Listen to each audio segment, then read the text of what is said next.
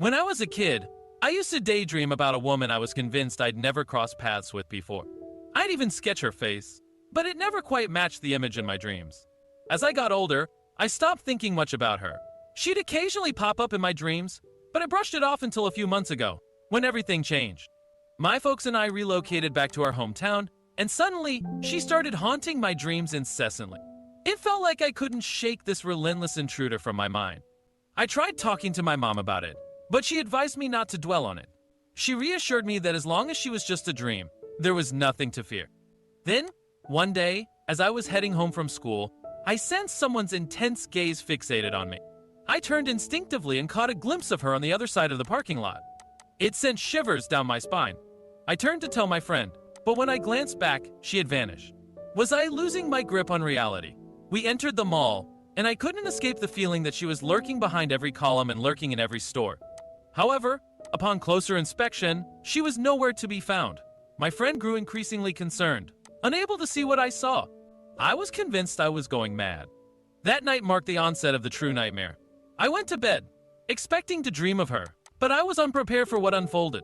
I found myself in an expansive, desolate space, utterly alone. I scanned my surroundings and spotted her approaching, but my attempts to move were futile. This was new territory. I was immobilized, like a statue, as she drew nearer. A tingling sensation surged through my limbs as I strained to turn around and escape, but not a single muscle responded. I couldn't fathom why. It was as if I were trapped in my own body. The man drew nearer, and my heart pounded in my chest. He didn't appear angry or menacing, yet there was an unsettling neutrality about his expression. As he inched closer, he extended his arm toward me. I tried to scream, but my voice had deserted me. Just moments before his touch, I jolted upright in bed, screaming and drenched in sweat. My parents rushed into my room, embracing me tightly. "Are you okay?" my mom asked, concern etched on her face. All I could manage to utter was, "I couldn't move." The next day, my dad drove me to school. Stepping out of the car was a struggle. I trembled, scanning my surroundings, dreading the possibility of encountering the figure from my nightmares. My dad noticed my tears and let out a sigh. We returned home, and my mom, upon seeing us, inquired about what had happened. My dad, with a grave expression, conveyed that something was seriously amiss. I was already soaked in sweat, and I hadn't even glimpsed the man that day. We paid a visit to the doctor, and I knew exactly what kind of doctor it was, a psychiatrist, the kind you see when things don't seem quite right. But I was beyond caring. I was ready to accept the label of crazy if it meant finding relief from my nightly ordeal. My primary concern wasn't the mysterious man. It was the paralyzing sensation that had suddenly taken hold of me. While recounting my experiences, the doctor delivered the diagnosis: sleep paralysis. He reassured me not to be too alarmed and had a plan to help. That was a glimmer of hope. He explained that the primary treatment involved improving my sleep habits, maintaining a consistent bedtime, creating a comfortable sleeping environment, and avoiding caffeine before bed. However, I was too terrified to sleep. When nightfall descended, exhaustion weighed heavily on me. I heeded the doctor's guidance, and that night, Mom assured me she'd stay by my side. It didn't take long for me to drift off to sleep, but just as swiftly, I found myself ensnared in yet another nightmarish scenario. This time, it was a windowless, doorless room where only the man and I existed. Once again, I was gripped by that immobilizing paralysis. What good were my muscles in such a confined space? The frustration of not being able to move surged through me. My heart raced as the man advanced toward me. Mom had promised to stay with me, but where was she now? I scanned the room, only to find myself utterly alone. Fear washed over me, and I attempted to scream, but my mouth remained sealed, soundless. Closer and closer he came. His face remained the same, but it grew increasingly menacing. He extended his arms, reaching out to seize me, and I woke up with a piercing scream. Mom embraced me, consoling me with soothing words, but deep down, I knew things were far from okay. I was petrified. Thus, we returned to the doctor. I mustered the courage to ask why this was happening to me, but after several sessions without answers, he suggested that sleep paralysis could sometimes be rooted in unresolved childhood trauma. I racked my brain, but I couldn't recall any traumatic incidents from my early years. He explained that it might be something buried in my subconscious, a traumatic memory that had resurfaced in the form of these haunting experiences. In essence, he was proposing that somehow, shortly after my birth, I had undergone a frightening ordeal, and my brain was now attempting to confront and release it. Sadly, when I questioned my parents about this, they claimed they couldn't recollect anything from those early days. So, I went to bed, fervently praying to every deity imaginable, pleading for a night sleep free from these relentless nightmares. I wish I could tell you that my prayers were answered, but they remained unanswered. The most terrifying place in these dreams was my very own room, the one sanctuary the enigmatic man had never invaded. Yet, even here, safety eluded me. Lying in my bed, I attempted to move, but my efforts were in vain. The man lingered in the corner, his unrelenting gaze fixed on me, unmoving. For a brief moment, it felt like a frozen image, but then it morphed into a horrifying, nightmarish movie. In slow motion, he began to advance toward me. Internally, I was a whirlwind of screams, tremors, and frantic kicks.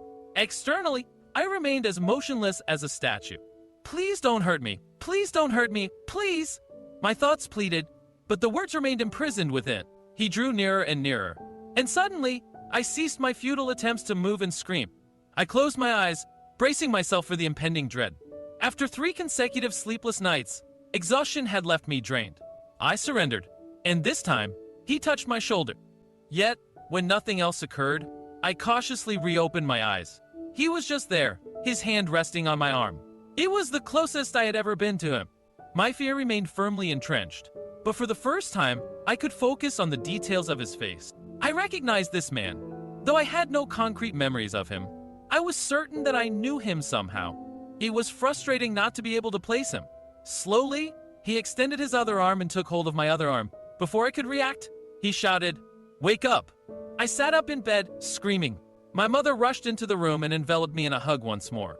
I pulled away from her embrace, still sensing the lingering touch of the man's arms. I got out of bed and headed to my closet, where I retrieved a box containing my old drawings. Seated at my desk, I began adding intricate details to those drawings, determined to unravel the mystery that plagued my nights. His visage remained vivid in my thoughts, a lifeline to the tangible world I desperately needed. As my mom drew nearer, an inexplicable twist of fate unfolded. She gently took the drawing from my hand, tears glistening in her eyes as she fixated on it. "Do you know this man?" I asked, disbelief coursing through me. Yet, she stood there, frozen and trembling, our roles reversed in an instant. "Mom?" I cried out, but she remained speechless, visibly stunned. I called for assistance, and my father hurried into the room. Together, we eased her onto the bed, her breaths coming in heavy gasps, tears still streaming down her cheeks. She gazed at my dad and uttered an apology, confessing that she could no longer keep the secret. "What secret? What secret?" I implored, my father maintaining a solemn silence. And so, my mom began to reveal the truth. "I believe the man in this drawing is your biological father," she confessed. My world spun as I grappled with this revelation. She explained that my real father had inexplicably abandoned us one day, and shortly thereafter, she had met my father Aaron, who had been caring for us ever since I was a 2-month-old infant. Overwhelmed and emotional, I embraced my dad, who apologized, and so did my mom. How could I not forgive them when they had showered me with nothing but love and care? Nevertheless, the truth, although liberating, was not enough. I needed to confront this man who had suddenly resurfaced in my life. I was no longer that helpless baby. I needed answers. I inquired if my parents knew anything more about him, whether he was still alive. My mom mentioned hearing that he lived in a nearby town but had no further details. I decided to search for him online. And there he was, unmistakably the man from my drawings. Multiple images of him sent chills down my spine. It appeared that he had no intention of staying hidden in the shadows. He was a criminal, a man who had abandoned his family without any apparent reason. Those pictures painted a picture of him living his life freely, seemingly without a care in the world. It wouldn't have surprised me if he had started a new family. The classic cliché. I swiftly located his address, discovering that the nearby town my mom had mentioned was actually just minutes away from our home. Determination coursed through me. I was resolved to meet him the next day. Despite my mom's attempts to convince me otherwise, my dad ultimately decided that he wouldn't allow me to go alone. That night, I barely slept, my thoughts consumed by that man. What would I say to him? Would he recognize me? As I drifted off to sleep, the answers remained elusive, leaving me with an unsettling sense of uncertainty. To my surprise, it was the morning sun streaming through the window that woke me up, not some dreadful nightmare. I suppose half the truth had been enough to carry me through the night. I knew that if I didn't uncover the other half, the nightmares would return to torment me. I could see doubt lingering on my father's face, but he respected my determination and drove me to the man's house. We parked in front of his residence, and I couldn't believe how close he lived all along. I must have passed by that street countless times in my life.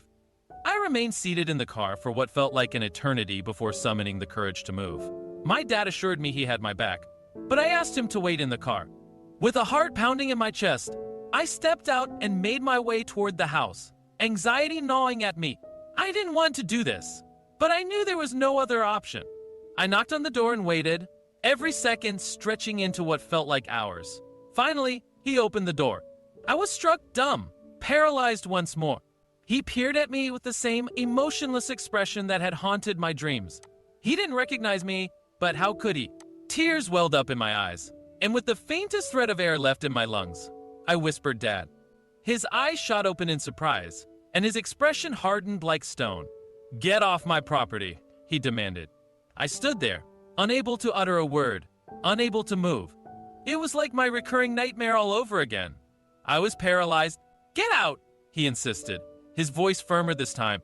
I swallowed my questions and my wounded pride, nodding in resignation. My heart ached as I turned away, but I could barely take 2 steps before my legs gave way. My dad hurried out of the car and rushed to my side. I wept in his arms on the other side of the door for what felt like an eternity, then gathered myself and stood up. In that moment, it became painfully clear that my mother had been right to shield me from that man. As we began to walk back to the car, I heard the door creak open. I glanced at him, and his countenance underwent a transformation. He acknowledged, "I owe you an explanation," and extended an invitation for us to come inside. Inside, he divulged the truth.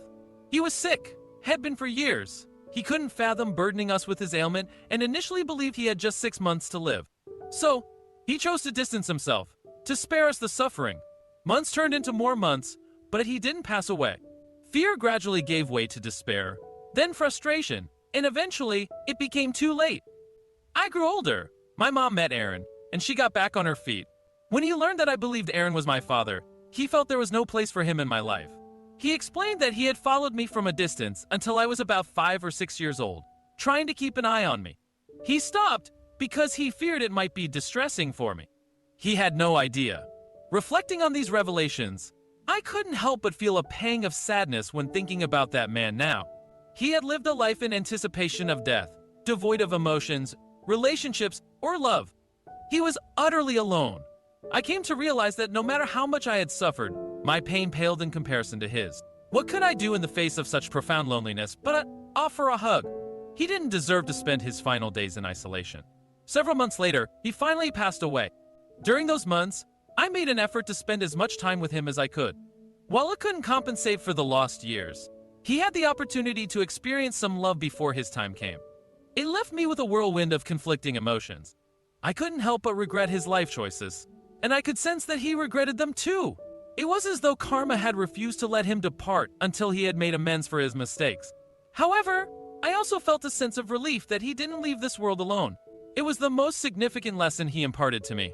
Don't allow bad choices to ruin your life. There's always an opportunity for forgiveness, no matter how late it may seem.